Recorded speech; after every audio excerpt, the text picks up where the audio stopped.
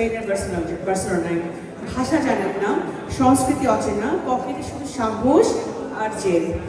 আজ তিনি UK super মার্কেটের ম্যানেজিং ডিরেক্টর ও সিইও, স্পেনে নিবন্ধিত 7টি লিমিটেড কোম্পানি, 30টি সুপার শপের মালিক। It's really amazing story. মুন্সিগঞ্জের ছেলে আজ বার্সেলোনায় সফল উদ্যোক্তা, তবু শিকড় ভোলেননি। বাংলাদেশকে বুকে নিয়ে স্পেনকে সম্মান করে দুই সংস্কৃতির সেতু হয়ে দাঁড়িয়েছেন তিনি।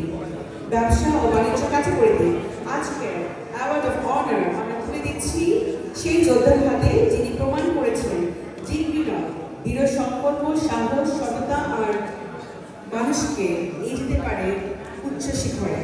বাংলাদেশের গর্ব, বার্সেলোনার সম্মান, বিশিষ্ট উদ্যোক্তা। He is none other than, is a very famous in Barcelona in Spain, Sheikh Mohammad সজীব। আসুন আমরা জোরে করে হাততালি দিয়ে মঞ্চে আমন্ত্রণ জানাই জনাব মোহাম্মদ শেখ সজীব।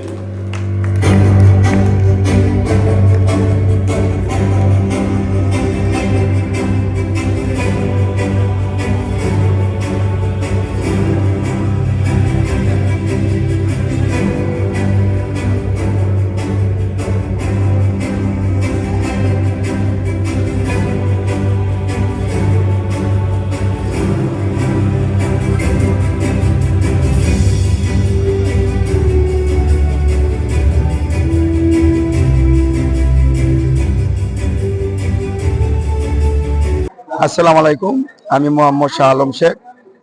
আমি অনেকদিন যাবৎ স্পেনে থাকি এবং বার্সেলোনায়, ওখানে আমি বসবাস করি।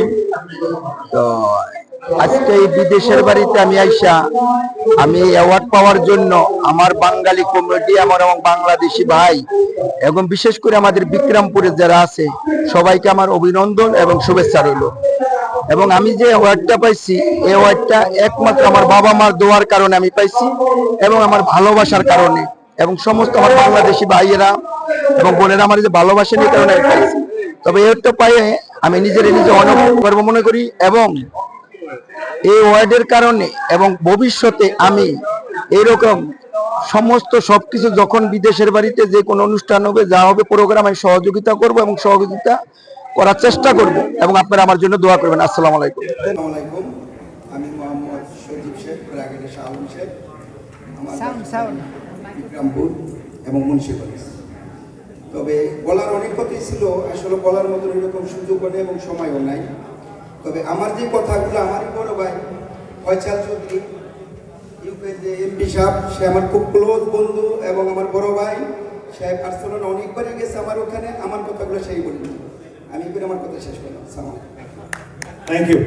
আসলে আমার বলার কোনো ইচ্ছা ছিল না এবং আমি জানতামই না যে আমি এই সজীব ভাইকে অ্যাওয়ার্ডটা দেবো। I am really honoured and really I feel proud to give you this award.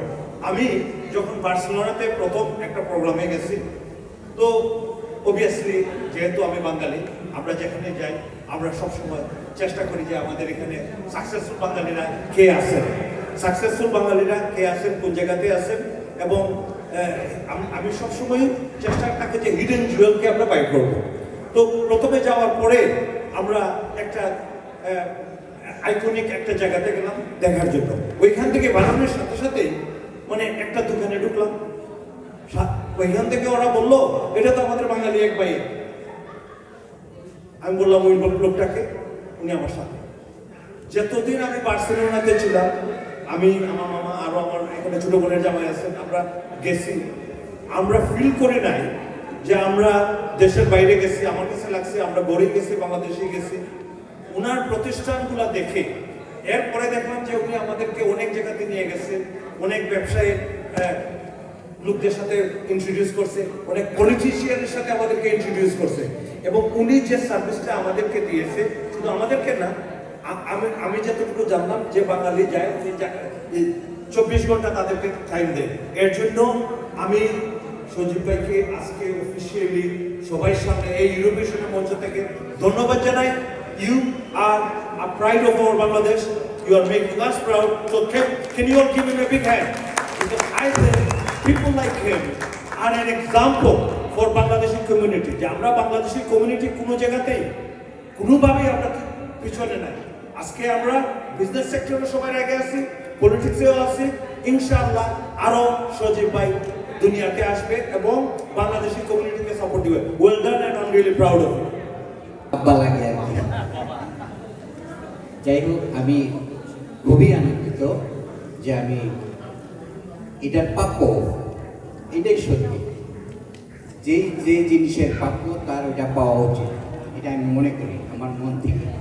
কেউ আমি দোয়া করি আল্লাহ যেন ওকে, এখন তো 30,000 দোকান দেখ, এইটাই আমি দোয়া করি। Thank you.